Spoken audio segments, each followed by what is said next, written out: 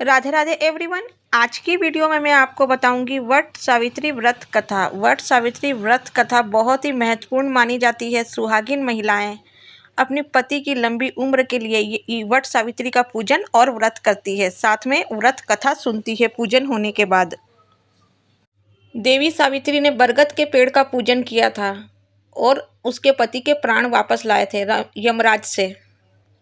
तब से सुहागिन महिलाएं वट सावित्री पूर्णिमा का व्रत करती हैं और पूजन करती है। इस बार 2025 वट सावित्री पूर्णिमा यानी वट सावित्री व्रत और पूजन 10 जून को किया जाएगा। सभी सुहागिन महिलाएं ये व्रत और पूजन करती है घर की सुख समृद्धि के लिए और अपने पति की लंबी आयु के लिए और अपने मंगलमय जीवन के लिए ये व्रत और पूजन करती है। आज के दिन बरगद के पेड़ का पूजन किया जाता है। बरगद के पेड़ को अक्षय वृक्ष भी कहा जाता है।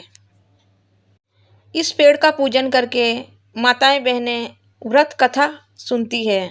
अगर आप व्रत कथा नहीं सुनते हैं तो आपका पूजन अधूरा है। इसलिए पूजन होने के बाद जब भी हम कोई पूजा पाठ करते हैं तो कथा जरूर सुननी चाहिए, तभी हमें पूजा का पूर्ण फल प्राप्त होता है। जो महिलाएं व्रत कर रही हैं वो भी इस कथा को श्रवण करें और जो व्रत ना कर रही है वो भी इस कथा को सुने। कथा सुनने के बाद ही इस व्रत का और पूजन का पूरा फल प्राप्त होता है। तो देखिए, कथा पूरी सुनिएगा। कथा इस प्रकार है। देखिए, सबसे पहले पूजन करके हमें हाथ में चने ले लेने हैं और इस चने को हाथ में रख के हमें कथा श्रवण करनी है।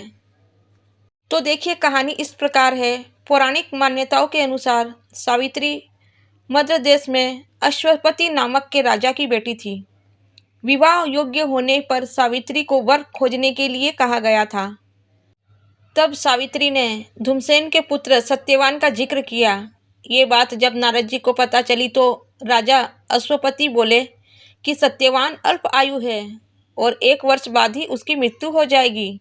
ये जानकर सावित्री बड़ी दुखी हुई। ये जानकर भी सावित्री विवाह के लिए अड़ी रही और सावित्री ने सत्यवान से ही विवाह किया। विवाह के पश्चात सावित्री सत्यवान और सास ससुर की सेवा में लग गई। नारद जी ने जो मृत्यु का दिन बताया, उसी दिन सावित्री भी सत्यवान के साथ वन में चली गई।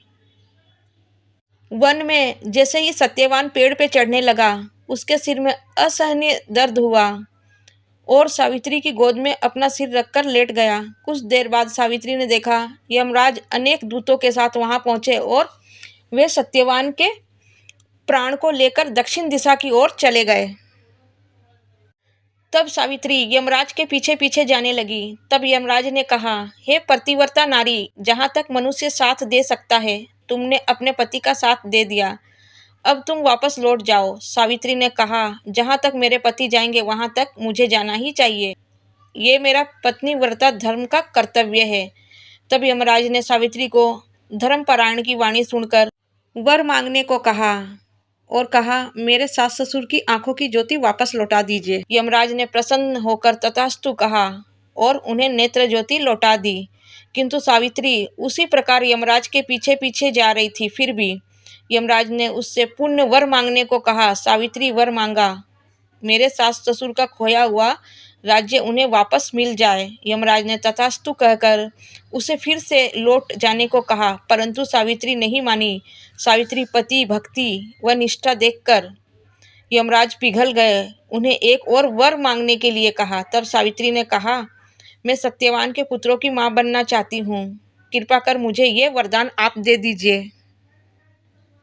सावित्री की पति भक्ति देखकर और पतिव्रता नारी देखकर यमराज प्रसन्न हुए और उसके पति के प्राण वापस लौटा दिए और अदृश्य हो गए। जब सावित्री उस वट वृक्ष के पास आई, वट वृक्ष के नीचे पड़े सत्यवान के मृत शरीर में जीव का संचार हुआ और वह उठकर बैठ गया। सत्यवान के माता पिता की आंखें ठीक हो गई और उन्हें खोया हुआ राज्यपाट वापस मिल गया और वो दोनों खुशी खुशी घर को लौट गए। ये सब देखकर उन्हें बहुत प्रसन्नता हुई और सारा परिवार खुशी से रहने लगा। ये कहानी सुनकर ये जो चने हाथ में लिए हैं, ये वहीं पे वट वृक्ष के नीचे, बरगद के पेड़ के नीचे हमें ये चने अर्पण कर देना है। तो इस प्रकार से हमारी कहानी हो जाती है पूर्ण। तो फ्रेंड्स, कैसी लगी आपको ये कहानी हमें कमेंट करके ज़रूर बताएं। अपने फैमिली फ्रेंड्स को शेयर करें। अगर वीडियो ज़रा भी अच्छा लगा हो या फिर वीडियो आपके लिए यूज़फुल रहा हो तो प्लीज़ वीडियो को एक लाइक करें। अगर आप चैनल पर नए हैं तो सब्सक्राइब करें ताकि अगले वीडियो की नोटिफिकेशन हम आपको दे सकें। राधे राधे, जय श्री कृष्ण।